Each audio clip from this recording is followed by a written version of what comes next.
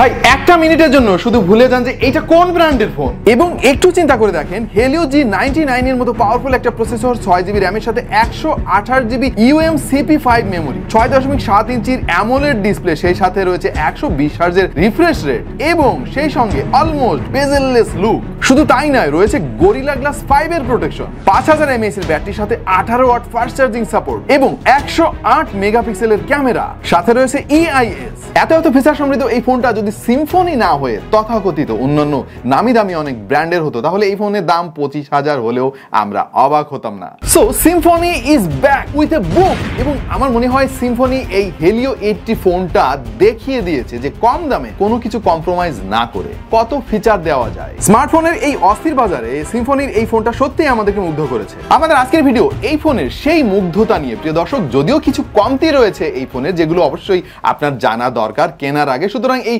সমস্ত কিছু নিয়ে আমাদের আজকের ভিডিওতে আমরা আলাপ করব। দেখছেন আপনাদের ভালোবাসা channel tech to the point, সামনে রয়েছে আমি ওয়াহিদ। চলেন শুরু করে ফেলি।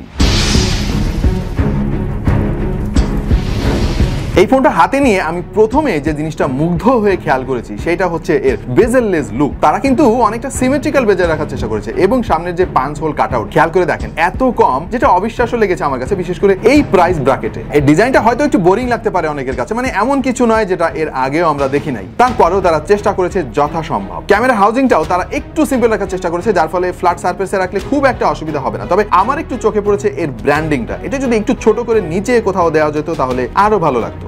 মাত্র 17,000 টাকা দামের একটা ফোন, তারপরেও কিন্তু তারা ব্যাক প্যানেলে গ্লাস ব্যবহার করেছে। ফ্রেমটা যদিও দেখতে মেটাল লাগে, তবে এটাও প্লাস্টিকের। সিম্ফনি ফোনে অ্যামোলেড ডিসপ্লে, তাও আবার 120 হার্জের রিফ্রেশ রেট সঙ্গে 240 হার্জের touch sampling rate. Can you believe this? শুধু তাই না, এর পিপিআই কিন্তু 400-র কাছাকাছি, এর ফলে খুবই শার্প পিকচার কোয়ালিটি আপনি পাবেন, আর এর ব্রাইটনেস সর্বোচ্চ 500 নিটস পর্যন্ত উঠতে পারে। ভাই, এর ডিসপ্লেতে তো চমকের পর চমক রয়েছে, যেমন এতে গরিলা গ্লাস 5 এর প্রোটেকশন পেয়ে যাচ্ছেন আপনি। বোনাস হিসেবে রয়েছে এর ডাইনামিক আইল্যান্ড। অ্যামোলেড ডিসপ্লে হলে যেটা হয়, খুবই কালারফুল পিকচার কোয়ালিটি আপনি পাবেন, অলওয়েজ অন ডিসপ্লে পাবেন, ভিভিড পিকচার কোয়ালিটি পাবেন, এর ফলে মাল্টিমিডিয়া এক্সপেরিয়েন্স কিন্তু অসাধারণ হয়। সুতরাং আনডাউটেডলি 17,000 টাকা দামে এই ডিসপ্লেটা এই মুহূর্তে মার্কেটের one of the best display. ভাই, সব থেকে ভালো লেগেছে যে ব্যাপারটা, সেটা হচ্ছে তারা ফোনের ডিজাইন ভালো করেছে, ডিসপ্লে ভালো করেছে। হার্ডওয়্যারে আমি ভেবেছিলাম হয়তো একটু কম্প্রোমাইজ করবে, কিন্তু তারা এখানেও কম্প্রোমাইজ করে নাই।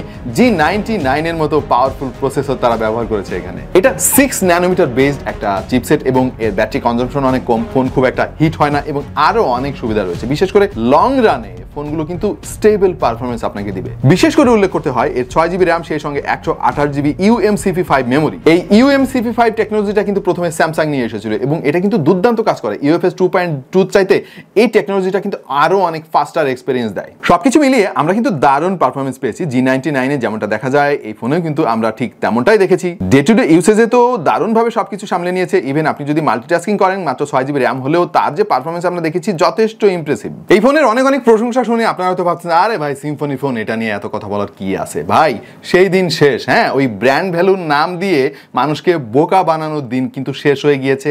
মানুষ এখন অনেক সচেতন। হ্যাঁ, এটার কিছু খারাপ দিক আছে, এবং যেটা নিয়ে অবশ্যই আমরা ভিডিওর শেষের দিকে আলাপ করব, কিন্তু তার আগে চলেন এই ফোনটার সঙ্গে বাজারের অন্যান্য কিছু ফোনের একটু কম্পেয়ার করে আসি। এই চারটা দিকে একটু খেয়াল করে দেখেন। G99 ব্যবহার করা অন্যান্য আরো অনেক ফোনের আমরা রিভিউ রিসেন্টলি করেছি, এবং সেখানে কিন্তু অন্যান্য ফোনের দাম খেয়াল করে দেখেন অনেক বেশি। সেই হিসাবে এই ফোনটা সবচাইতে কম দামে আপনাকে G99 প্রসেসর দিচ্ছে। শুধু তাই নয়, এই ফোনের অবস্থান কিন্তু বেশ ভালো দিকে রয়েছে, বেশ উপরের দিকে রয়েছে এর স্কোর। আমরা AnTuTu স্কোর পেয়েছি 4,10,336। শুধু তাই নয়, গিগবেঞ্চে এর সিঙ্গেল কোরে স্কোর পেয়েছি 724, এবং মাল্টি কোরে 2000-এর উপরে। মাল্টি কোরে সম্ভবত এটাই সবচাইতে বেশি স্কোর করেছে G99 ব্যবহার করা অন্যান্য সমস্ত ফোনের চাইতে। এই ফোনটা রিলিজ করে সিম্ফনি নিজেই নিজের রেকর্ড ভেঙেছে, এবং খেয়াল করে দেখেন সিম্ফনি যতগুলো ফোন নিয়ে আমরা এই পর্যন্ত কাজ করেছি তার মধ্যে সবচাইতে বেশি স্কোর কিন্তু এখন Helio 80-র। এইবার এই চারটা দিকে একটু খেয়াল করে দেখেন। আমরা ফিল্টার করেছি 15 থেকে 70,000 টাকার প্রাইস রেঞ্জের মার্কেটের অন্যান্য ফোনের সঙ্গে, এবং খেয়াল করে দেখেন এখানে কিন্তু স্কোরের দিক দিয়ে এই ফোনটা সবার ওপরে রয়েছে। আমরা শুধু স্কোরের উপর ভিত্তি করে এই চারটা ফিল্টার করেছি, এবং আমরা অবাক হয়ে গিয়েছি যে আমরা এখানে 32,000 টাকা দামের Realme 9 Pro কেও দেখছি সিম্ফনি ক্রস করে ফেলেছে। শুধু তাই নয়, ভিভোর V27 5G মডেলের যে স্কোর, সেটাকেও কিন্তু ক্রস করে ফেলেছে। এরকম নামি দামি আরো অনেক ব্র্যান্ড আছে যেগুলোর চাইতে স্কোর কিন্তু বেশি করেছে সিম্ফনি হেলিও 80। হ্যাঁ, আপনারা হয়তো অনেকেই বলবেন যে ভাই স্কোর সবকিছু নয়।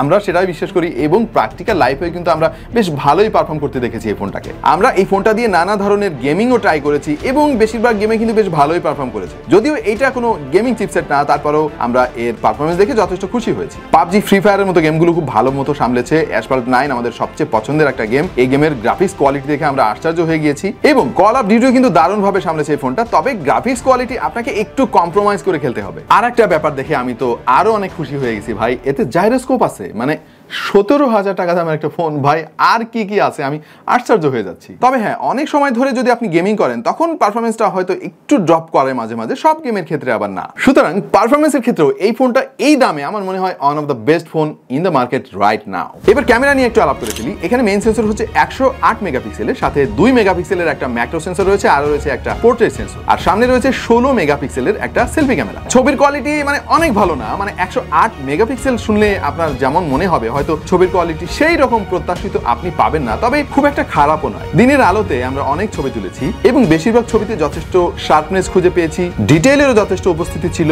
তবে মাঝে মাঝে কিছু কিছু ছবিতে দেখলাম যে একটু ওয়াশড আউট হয়ে গিয়েছে এবং এক্সপোজার কন্ট্রোল নিয়ে একটু গন্ডগোল রয়েছে। ভালো ব্যাপার হচ্ছে ছবিতে ওয়ার্ম একটা টোন পাবেন, যেটা আসলে অনেক ভালো লাগে দেখতে। ডাইনামিক রেঞ্জ মোটামুটি লেগেছে আমাদের কাছে। পাশাপাশি এর যে পোর্ট্রেট মোড, সেখানে সাবজেক্ট সেপারেট করতে গিয়ে মাঝে মাঝে একটু গন্ডগোল করে ফেলে। তবে আপনি যদি একটু বুঝে শুনে ছবি তোলেন তাহলে ভালো আউটপুট পাবেন। আমাদের অবশ্যই একটু হতাশার জায়গাও আছে ক্যামেরাতে, সেটা হচ্ছে লো লাইটে আসলে এটার পারফরমেন্স অতটা ভালো আমরা পাই নাই। সেলফি ক্যামেরার ক্ষেত্রেও ঠিক একই কথাই বলা যায়। অধিকাংশ ছবিগুলো বেশ ভালো আমরা পেয়েছি, যদিও আলো কমে গেলে ছবির কোয়ালিটিও ডিগ্রেড করতে শুরু করে। এবং এই ফোনের যে ভিডিওগ্রাফি, সেখানেও একটু চমক রাখার চেষ্টা করেছে তারা, কারণ ইআইএস দিয়েছে এই বাজেটে এবং যেটা ঠিকঠাকই কাজ করে। তবে একটা জিনিস খেয়াল করেছি, ইআইএসটা অন করে দিলে না ছবিগুলো ক্রপ হয়ে যায়, এইটা একটা নেগেটিভ দিক আমি বলবো। আর একটা জিনিস খেয়াল করেছি, 4K রেকর্ড করা যায় না, 60 ফ্রেম পার সেকেন্ডে ভিডিও করা যায় না, এবং আপনি যদি ইআইএসটা অন করে দেন তখন কিন্তু ভাই এই 2K রেজুলেশনও আপনি রেকর্ড করতে পারবেন না, আপনাকে তখন ফিরে আসতে হবে ফুল এইচডিতে। 5000 mAh এর ব্যাটারি, সেই সঙ্গে 18 ওয়াটের ফাস্ট চার্জিং। শুধু চার্জিং সাপোর্টই না, বক্সের মধ্যেও তারা একটা চার্জিং ব্রিক দিয়ে দিয়েছে। ব্যাকআপ আমরা মোটামুটি ভালোই পেয়েছি, যেহেতু 6 ন্যানোমিটারের প্রসেসর, সুতরাং কনজাম্পশন অনেক বেশি হয় নাই। আপনি যদি হেভি ইউজার হন, টেনে টুনে একদিন আপনি চালাতে পারবেন, আর যদি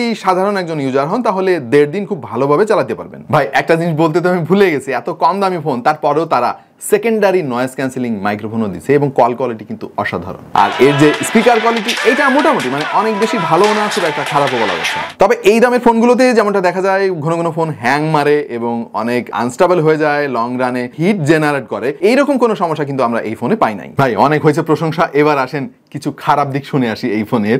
প্রথম যে জিনিসটা বলতে হয় সেটা হচ্ছে এতে কিন্তু ব্যবহার করা হয়েছে হাইব্রিড সিম স্লট। মানে হচ্ছে দুইটা সিম কার্ড আপনি ব্যবহার করতে পারবেন, তখন আবার কোনো মেমোরি কার্ড ব্যবহার করতে পারবেন না। মেমোরি কার্ড ব্যবহার করতে হলে আপনাকে একটা সিম কার্ড বিসর্জন দিতে হবে।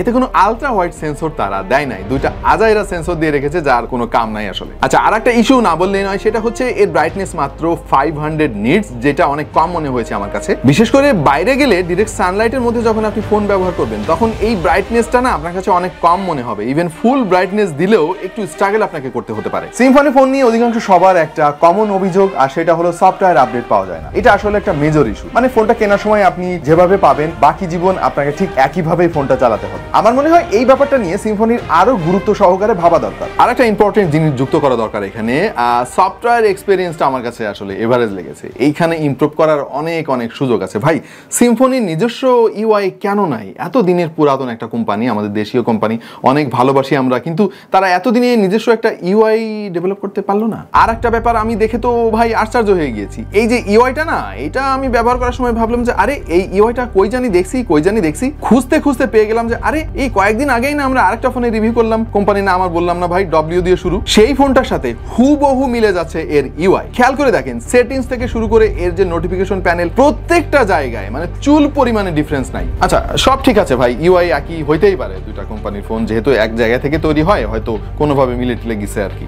বাট র্যাম ম্যানেজমেন্ট নিয়ে ভাই এই দুর্বলতাটা আমি মেনে নিতে পারি না। এখানে আরো ইমপ্রুভ করা দরকার। এমনিতে 6 GB র্যাম ঠিক আছে, ওইটা দাম হিসেবে একদম পারফেক্ট মনে হয়েছে আমার কাছে, কিন্তু র্যাম ম্যানেজমেন্টে এসে যেটা খেয়াল করে দেখলাম, মাত্র একটা বা দুইটা অ্যাপ যদি ব্যাকগ্রাউন্ডে অ্যাক্টিভ থাকে তখন প্রচুর র্যাম অকুপাইড দেখায়। এখানে আরো ইমপ্রুভমেন্টের সুযোগ আছে। আমাদের সিম্ফনি ভিডিওগুলোতে অনেক দর্শক কমেন্ট করেছেন যে তারা তাদের ফোনে একটু নেটওয়ার্ক ইস্যু জনিত প্রবলেম ফেস করেছেন, বিশেষ করে ওয়াইফাই সিগন্যাল, তারপরে নেটওয়ার্ক সিগন্যাল, এই টাইপের প্রবলেম ফেস করেছেন।